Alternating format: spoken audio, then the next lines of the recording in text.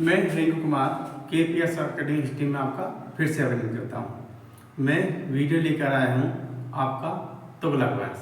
इससे पहले जो वीडियो बनाई थी मैंने गियासुद्दीन तुगलक, क्योंकि तुगलक वंश का संस्थापक कौन था? गियासुद्दीन तुगलक। और गियासुद्दीन तुगलक के बाद में दिल्ली गद्दी पर कौन बैठा था तुगलक वंश का? आपका फिरोज शाह तुगलक, जिसका मूल नाम था जौना खा या जूना खा। ठीक है, तो मैं उसके बारे में आपको कुछ महत्वपूर्ण बातें बताता हूँ जो इस प्रकार है।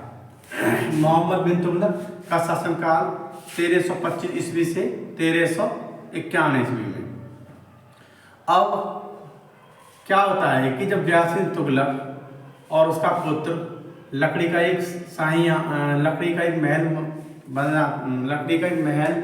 बनाता है, इसकी देखरेख में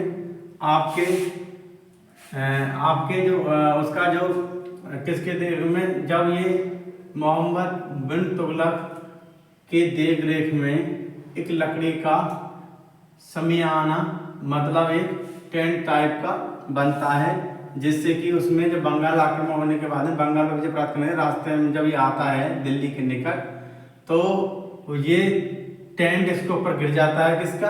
किसके ऊपर? गियासुद्दीन तुगलक के ऊपर। और उसमें गियासुद्दीन तुगलक के ऊपर और उसका लड़का रहता है महमूद खां। ये दोनों में उसकी मृत्यु हो जाती है। और जो लकड़ी का जो बनता है एक तंबू टाइप का, ठीक है, उसका देखरेख कौन करता है? मलिक अहमद अयाज। ठीक है, ये मलिक अहमद अयाज के देखरेख में बनता है। और ये क्या था? एक प्रकार का सामियाना था। ठीक है, और मृत्यु होने के बाद में जब मृत्यु हो जाती है उसकी, तो कुछ दिन तक शौक बनता है गियासुद्दीन तुगलक का। और उसके बाद में शौक होने के बाद में उस समय गियासुद्दीन तुगलक की मृत्यु के समय जो जौना खां, मतलब मोहम्मद बिन तुगल का बाद में था। ठीक है, कहाँ था? जब मौत हो जाती है गियासुद्दीन तुगलक के, तुगल का बाद में था कौन? जौना खां, मोहम्मद बिन तुगलक मतलब। तो 40 दिनों तक एक शोक बनता है, और शोक मानने से बाद ही उसके पश्चात ही गद्दी पर कौन बैठ जाता है? मोहम्मद बिन तुगलक। ठीक है, किस नाम से? मोहम्मद बिन तुगलक के नाम से गद्दी पर बैठ जाता है। और गद्दी पर बैठने के बाद में अपना राज्याभिषेक करवाता है। और सत्ता संभालने के बाद में मोहम्मद बिन तुगलक ने मलिक अहमद अयाज को वजीर पद देता है। ठीक है, क्योंकि मलिक अहमद अयाज ही था जो लकड़ी का सामियाना जो बना था, उसमें महमूद खां, जो आपका गियासुद्दीन तुगलक का पुत्र था, महमूद खां और गियासुद्दीन तुगलक, ये दोनों थे, उनकी दोनों की मृत्यु हो जाती है। और अच्छा लगता है, जैसे इतिहासकार ने बोला है, वर्नी ने बोला है इस घटना को, गियासुद्दीन तुगलक घटना को, कि बिजली गिरने के कारण सामियाने पर वो टेंट नीचे गिर गया था। और आपका अलग इस्लामी के अनुसार यह जौना खाता था औलिया का षड्यंत्र था। और क्यों षड्यंत्र क्यों था? क्योंकि ये था कि ये इसके देख रेख में तो ये बनता है मलिक अहमद अयाज के में, और उसके देखने के बाद में तो सुल्तान को मृत्युदंड देना चाहिए, पर ये मृत्युदंड नहीं देता, इसको और क्या कर देता है? वजीर पद। इसलिए कुछ इतिहासकार ये बोलते हैं कि इसमें औलिया और जूना का मतलब मोहम्मद बिन तुगलक का षड्यंत्र था। अब ये सत्ता संभाल लेता है, वजीर जो पद देता है किसको? मलिक अहमद अयाज को देता है, और ख्वाजा-ए-जहां की उपाधि देकर वजीर पद नियुक्त करता है। कौन? मोहम्मद बिन तुगलक। और इसका चचेरा भाई है मलिक फिरोज। ठीक है, इसका चचेरा भाई है मलिक फिरोज, जो आगे गद्दी पर बैठता है किस नाम से? फिरोज तुगलक के नाम से। ठीक है, फिरोज शाह तुगलक के नाम से गद्दी पर बैठता है आगे। तो ये था चचेरा भाई। इसको जो चचेरे भाई को क्या देता है? ये एक नायब पद दिया जाता है अपने चचेरे भाई को। मलिक फिरोज मतलब फिरोज शाह तुगलक, मलिक फिरोज नाम था, और गद्दी पर बैठता है तो फिरोज शाह तुगलक के नाम से बैठता है। ठीक है, उससे पहले कि मलिक फिरोज नायब पद देता है। और इसका शिक्षक था किसका? आप मोहम्मद बिन तुगलक का कमायुद्दीन को वकील ए दर पद पर नियुक्त किया जाता है। और मोहम्मद बिन तुगलक शासन काल में जो विवरण दिया जाता है वर्णी ने, सामी ने और इब्न बतूता ने ये वर्ण अच्छी तरह से दिया है। किसका? मोहम्मद बिन तुगलक का। एक बात और कि मोहम्मद बिन तुगलक के शासन काल में ही जो मोरक्को का यात्री था इब्न बतूता भारत आया था। और कौन से सन में? 1333 ईस्वी में।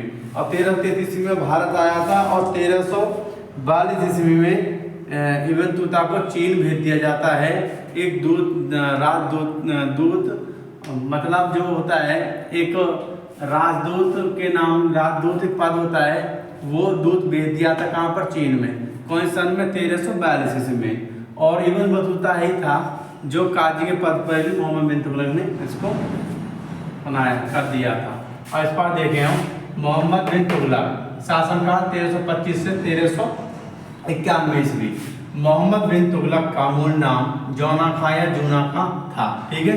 उसने उलुग खां, किसकी उपाधि? उलुग खां।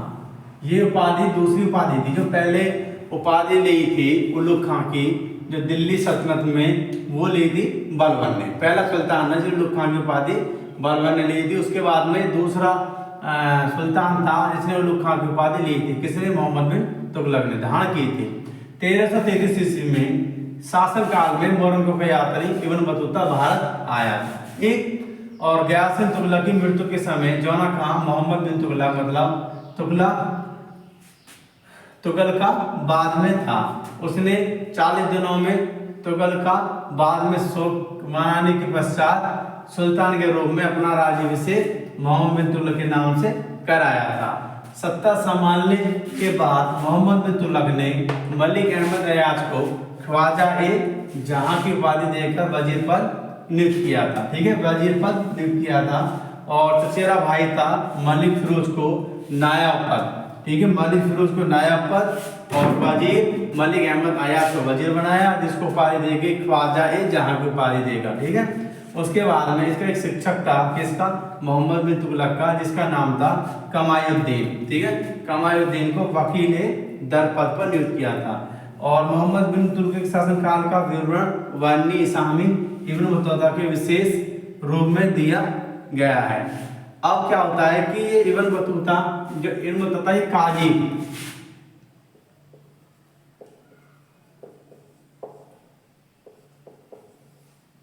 काजी, ठीक है, काजी भी बनता है दरबार में। ठीक, काजी भी बनता है। ये गयासुद्दीन का पुत्र, क्योंकि 1333 में ये आता है भारत में, किसी शासनकाल में मोहम्मद बिन तुगलक में। और 1342 ईस्वी में ये दूध बनाकर चीन भेज दिया जाता है। और उसी समय पे उस समय पर एक आधारित पुस्तक है सफरनामा लिखी, जिसे रेला के नाम से भी जाना जाता है। आगे मैं बताऊंगा अभी।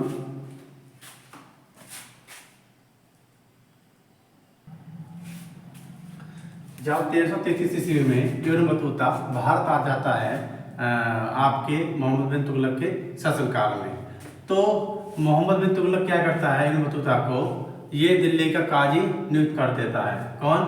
मोहम्मद बिन तुगलक काजी किसको नियुक्त करता है? इब्न बतूता को। और फिर मोहम्मद बिन तुगलक 1342 ईस्वी में दूध बनाकर चीन भेजता है। किसको? इब्न बतूता को। और इब्न बतूता उसी के ही समयकालीन इतिहास लिखता है, जिसका पुस्तक का नाम था सफरनामा, या दूसरा नाम इसको रहला के नाम से भी जाना जाता है। और मोहम्मद बिन तुगलक इतना बड़ा विद्वान था, इसको 12 भाषाओं का ज्ञान था, जिसमें मुख्य भाषा थी अरबी, फारसी, उर्दू, दर्शन शास्त्र। क्योंकि इसको काफ़ी बड़ा था, क्योंकि काफ़ी बड़ा विद्वान आदमी था। जैसे कि गणित जानता था, उर्दू जानता था, अरबी जानता था, फारसी जानता था, दर्शन शास्त्र जानता था, शारीरिक विज्ञान जानता था। और ये 12 भाषाओं का ज्ञाता था और 12 भाषाओं के ये जानता था। गणित, दर्शन शास्त्र, ज्योतिष, शारीरिक विज्ञान, अरबी, फारसी, उर्दू, तो ये 12 भाषाओं का जानकार था। वह संगीत और कवि भी था। ये कौन? मोहम्मद बिन तुगलक। से इसका जो कल्पना की गई है, इसकी जो तुलना की गई है मोहम्मद बिन तुगलक की, कि ये मोहम्मद बिन तुगलक की किससे तुलना की गई है? अरस्तु से। ठीक है, किससे तुलना की गई है? अरस्तु से। और एक अभिलेख मिलता है राजमुंदरी जो आंध्र प्रदेश में से प्राप्त एक अभिलेख में मोहम्मद बिन तुगलक को दुनिया का खान बताया है। कहाँ का दुनिया का खान बताया है। और सुल्तान मोहम्मद बिन तुगलक ने शरीयत, उलेमा, धार्मिक उलेमा वर्ग की उपेक्षा करते हुए शासन प्रारंभ किया था। उसने पदों को विवरण में भी धर्मनिरपेक्ष दृष्टिकोण अपनाया और खलीफा को मान्यता नहीं दी थी, क्योंकि जो पहले शासक थे ये दृष्टिकोण धर्मनिरपेक्ष दृष्टिकोण करते थे, जिससे कि मोहम्मद बिन तुगलक ने कोई ऐसा प्रदान नहीं किया। इसने साफ साफ कह दिया कि जो जैसे पद पर योग्य होगा उसके अनुसार उसको पद मिलेगा। और ये दिल्ली सल्तनत का पहला सुल्तान था, इसने योग्य के अनुसार पद दिए थे। ठीक, उसके बाद में एक क्वेश्चन और है कि इसके शासनकाल में सर्वाधिक हिंदू पदाधिकारी थे, और इसका जो आपका रतन को सहवान का राज्यपाल बना देता है, और मीना राम को गुलबर्गा का राज्यपाल बना देता है, और साईं राम को एक मंत्री पद पर नियुक्त किया जाता है। इस पद पर, मंत्री पद पर देखें एक बार और 1333 ईस्वी में भारत आता, जिससे काजी दिल्ली का नियुक्त किया था, और 1347 ईस्वी में अपना दूत बनाकर चीन भेजा था। और इब्न बतूता ने समकालीन इतिहास पर आधारित पुस्तक सफरनामा, कौन सी पुस्तक?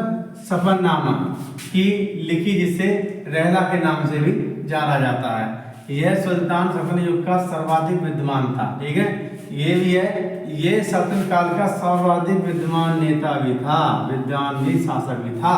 ठीक है, यह गणित, दर्शनशास्त्र, ज्योतिषशास्त्र, उर्दू, अरबी, फारसी, शरीर विज्ञान, काफी 12 भाषाओं का इसको ज्ञान था। कितना?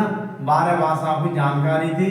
और 12 भाषाओं की जानकारी के बाद में ये संगीत व कवि भी था। कौन? मोहम्मद बिन तुगलक। अब एक इसकी तुलना करी गई है, किससे करी गई है? अरस्तु से। मोहम्मद बिन तुगलक की तुलना अरस्तु से गई है, क्योंकि कुछ विद्वानों के कारण इसकी तुलना अरस्तु से की गई है। और एक जो एक अभिलेख मिला है कहाँ पर? राजमुंदरी पर, आंध्र प्रदेश में। एक राजमुंदरी पर आंध्र प्रदेश में इस अभिलेख में मोहम्मद बिन तुगलक को दुनिया का खान बताया गया है। ठीक है, और सुल्तान मोहम्मद बिन तुगलक ने शरीयत, धार्मिक उलेमा वर्ग की उपेक्षा करते हुए शासन प्रारंभ किया था। उसने पदों के विवरण में भी धर्मनिरपेक्ष, मतलब जो जैसे योग्य होगा उसके अनुसार उसको पद मिलेगा। कोई धर्म या ऐसा सिस्टम नहीं था कि मुसलमान है कि मुसलमान के अनुसार मुसलमान को ज्यादा पदाधिकार मिलेंगे, ऐसा इसने कोई ऐसा सिस्टम नहीं किया। इसने सफा कह दिया था कि जो जैसे योग्य होगा उसके अनुसार उसको पोस्ट भी उसके अनुसार मिलेगी। पहले क्या था? फिर सिस्टम था, यूं से जाते थे। रतन को सहवान का राज्यपाल बनाया। कहाँ का? सहवान का। और मीना ग्राम को गुलबर्गा का राज्यपाल बनाया। कहाँ का? साईं राम मंत्री पद पर नियुक्त हुआ था। कहाँ पर? मंत्री पद पर नियुक्त हुआ था। कौन? साईं राम। ठीक है,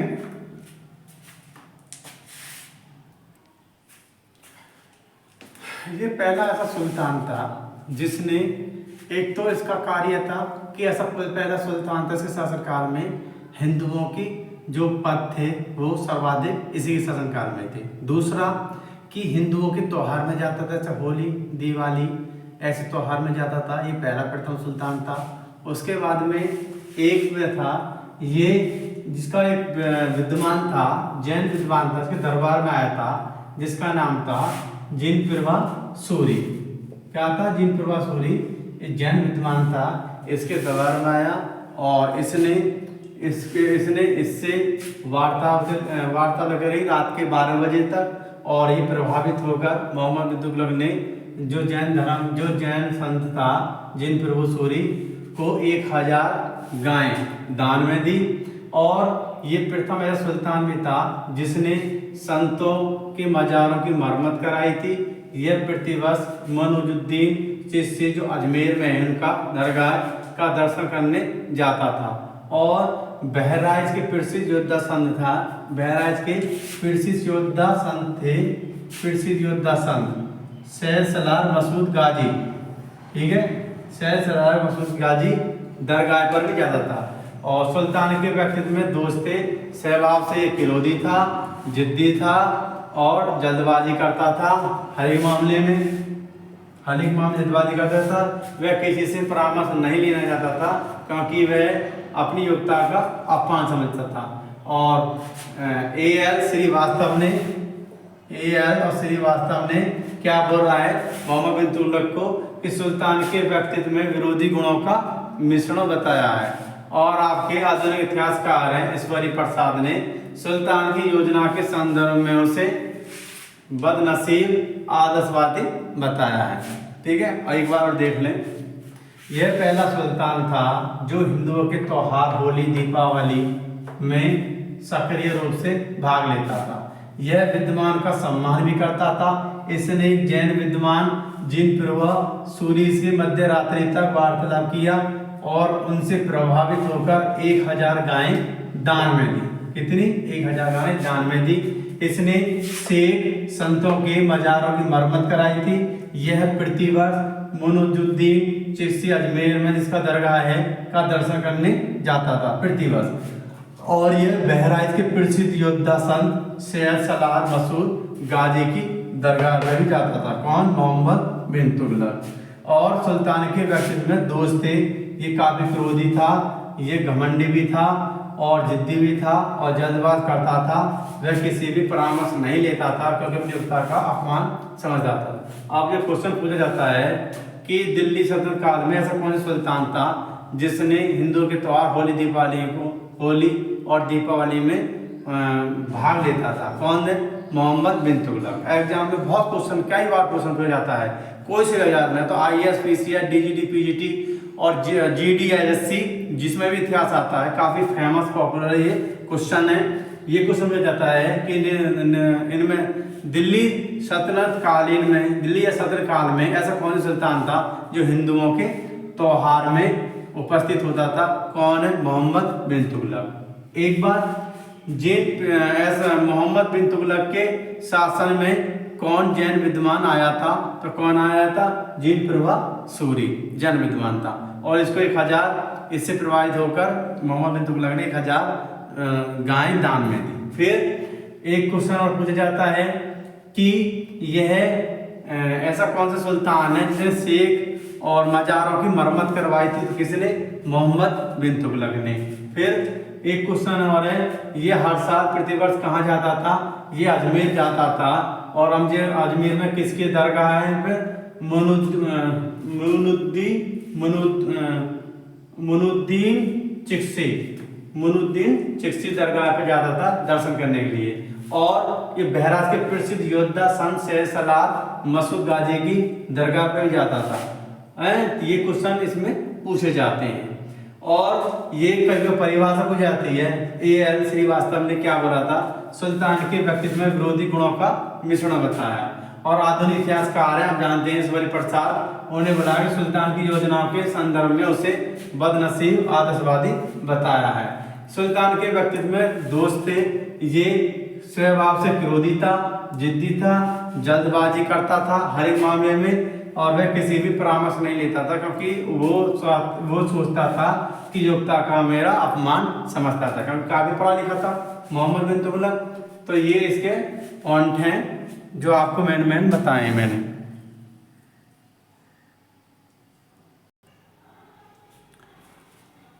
एल्फिड के अनुसार उसे पागलिया सन की सुल्तान में बताया है। किसने बोला था? ये एल्फिस्ट के अनुसार। और वर्णी इसामी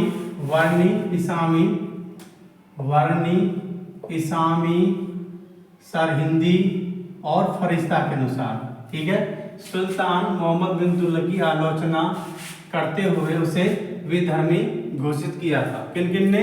वर्णी, इसामी, सरहिंदी, फरिश्ता ने सुल्तान मतलब मोहम्मद बिन तुगलक की आलोचना करते हुए विधर्मी घोषित किया था, ठीक है। एक बात और, इसकी जो मुख्य बातें थी क्या थी कि जो मोहम्मद बिन तुगलक की शरीयत, धार्मिक, उलेमा वर्ग की उपेक्षा करते हुए और निके उपेक्षा करते हुए इसने शासन पर मतलब सत्ता ग्रहण की थी और ये काफी इनसे प्रभावित था और यही आगे चलकर एक कारण बनता है कि इसका पतन होने का कारण।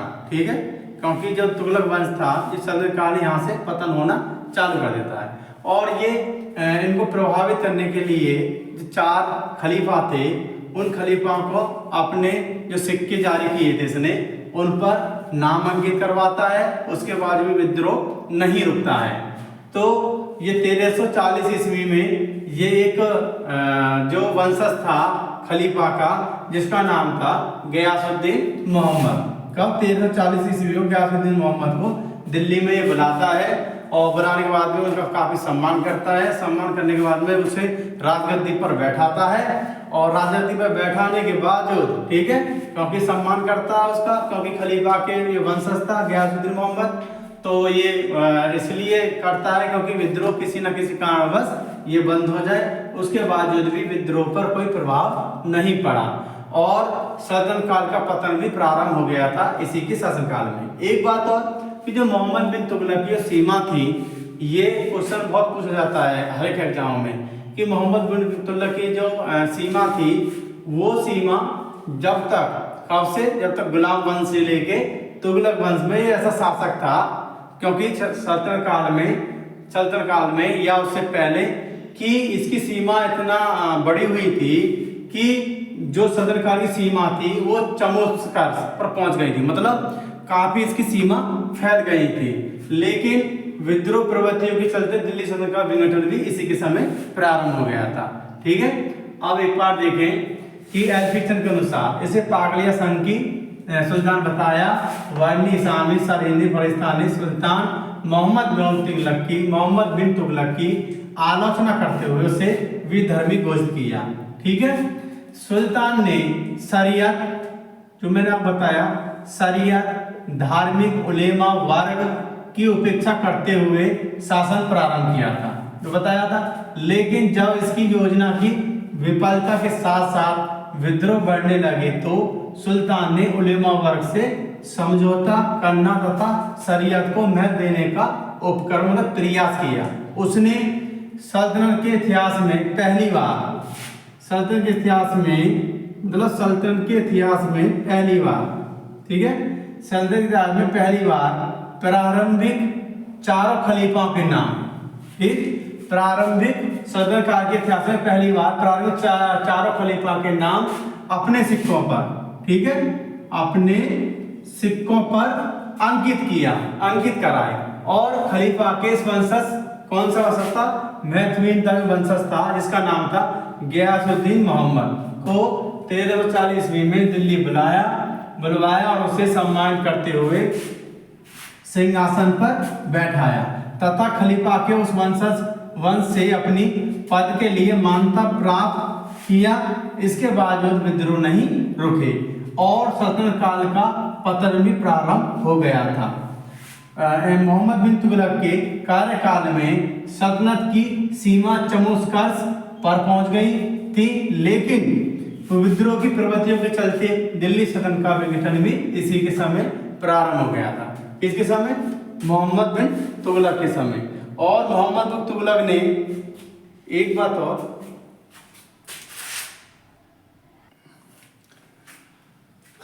और कुछ ये अलग मुख्य बिंदु है कि मोहम्मद बिन तुगलक प्रथम सुल्तान था जिसने योग्यता के आधार पर पद देना प्रारंभ किया था। सुल्तान मोहम्मद बिन तुगलक ऐसा पहला सुल्तान था जिसने योग्यता के अनुसार पद देने के लिए कहा और पद इसने दिया, क्योंकि इसका कहना था कि जितना योग्य आदमी होगा उतना ही उसको पद मिलेगा अच्छा, और जितना पद का योग्यता नहीं होगी तो उसको ये योग्यता पद नहीं मिलेगा। इसका एक सिद्धांत था कि योग्यता के आधार पर, जिसमें जिस प्रकार की योग्यता है उसके अनुसार ही पद देना प्रारंभ किया था। किसने? मोहम्मद बिन तुगलक ने। और इसे इतिहास में विद्वान क्या बोलते हैं? मूर्ख के नाम से जाना जाता है। जैसे पीछे जो था किसका? पीछे लिखा था, जिसने परिभाषा दी थी, किसने दी थी परिभाषा? इब्न बतूता ने, ठीक है। इब्न बतूता ने अल्फिस्टन ने क्या बोला था कि अल्फिस्टन ने इसको क्या बोला था, मोहम्मद बिन तुगलक को इसे पागल या संकी सुल्तान बताया है। किसने बोला था? अल्फिस्टन ने। और एक बात और, जब इसका शासनकाल था, हरियर और बुक्का दो भाई थे जो 1336 ईस्वी में एक दक्षिणी राज्य में विजयनगर साम्राज्य की स्थापना की थी, ठीक है। इस बात को ध्यान रखना, काफी इंपोर्टेंट क्वेश्चन है ये, काफी इंपोर्टेंट क्वेश्चन है कि हरियर और बुक्का ने 1336 ईस्वी में दक्षिण में विजयनगर की स्थापना की, और उसी के कुछ दिन बाद ही, मतलब उसी के कुछ वर्षों बाद ही 1347 ईस्वी में बहमन शाह ने, मतलब 1347 ईस्वी में बहमन शाह ने बहमनी साम्राज्य की स्थापना की थी। किसके शासनकाल में? मोहम्मद बिन तुगलक के शासनकाल में। उसके बाद में इसने अपने सिक्कों पर क्या लिखवाया? अल सुल्तान जिल्ली इलाहा, ठीक है। क्या लिखवाया अपने सिक्कों पर? अल सुल्तान जिल्ली इलाहा, जिसका मतलब है सुल्तानेश्वर की छाया, अंकित करवाया था किसने? मोहम्मद बिन तुगलक ने। और इसकी जो मृत्यु हुई थी, जिसकी जो मृत्यु हुई थी, जो मौत हुई थी, जब ये गुजरात अभियान में दंगा हो रहा था, उसका जो नेतृत्व कर रहा था तागी या तर्की नाम है, 1350-51 में। तो दंगा होने के बाद में स्वयं वहां पर जाता है मोहम्मद बिन तुगलक उस दंगा को समाप्त करने के लिए, दंगा को दमन करने के लिए। जब ये बात इसको तागी या तर्की को पता पड़ता है, तो ये डर के मारे कहाँ भाग जाता है? सिंध। और सिंध भाग जाता है। सिंध के भाग जाने के बाद में ये उसका पीछा करता है। कौन? मोहम्मद बिन तुगलक। और पीछा करते करते ये रास्ते में बीमार हो जाता है, और पहले भी थोड़ा गाना ये बीमार रहता है। और रास्ता में बीमार होने के बाद में, पीछा करने होने के बाद में, एक थत्ता के निकट 20 मार्च 1351 ईस्वी में मोहम्मद बिन तुगलक की मृत्यु हो जाती है। किसकी? मोहम्मद की मृत्यु हो जाती है। जो आपको मैंने बताया, ये आपका मोहम्मद बिन तुगलक का एक वर्ण है। और मोहम्मद तुगलक की योजना है जो मैं दूसरे वीडियो बनाऊंगा। उसके बाद में जो योजना है, इसमें राजधानी परिवर्तन करना, 2 आव में कर वृद्धि, और राजधानी परिवर्तन 2 आव में कर वृद्धि, सांकेत मुद्रा का प्रचलन, और खुरासान विजय योजना। उसके बाद में कराची विजय योजना। क्योंकि जो इसने योजना बनाई थी, किसने? मोहम्मद बिन तुगलक ने। भाई 2 आव में वृद्धि, राजधानी परिवर्तन, कराची विजय योजना, उसके बाद में सांकेत मुद्रा, और उसके बाद में खुरासान विजय योजना। ये मैं आगे वीडियो में आपको बताऊंगा। और विद्रोह अलग से वीडियो बनाऊंगा मोहम्मद बिन तुगलक की। और उसके बाद में उसी में विद्रोह में ही जो कराची योजना, उसी कराची मुद्रा व्यवस्था है। तो अलाउद्दीन खिलजी ने मुद्रा व्यवस्था 200 क्रैन का दीनार नामक स्वर्ण सिक्के, ठीक है, इस सांकेत मुद्रा चलाई थी इसने। 200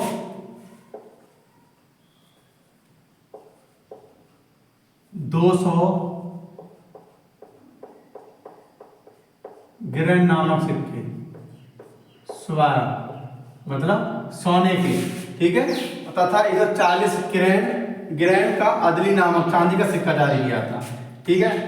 200 ग्रैंड का दिनार, जो 200 ग्रैंड का दिनार, ठीक, और 140 ग्रैंड का, ठीक है। वही 200 ग्रैंड का दिनार जो स्वर्ण सिक्का, दिनार नामक स्वर्ण सिक्का चलाया था, और 140 ग्रैंड का अदली नामक, ठीक है, 140 ग्रैंड का अदली नामक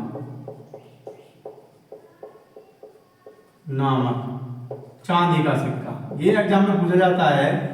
140 ग्रैंड का अदली नामक चांदी का सिक्का चलाया था, 200 ग्रैंड दिनार का स्वर्ण सिक्का चलाया था किसने?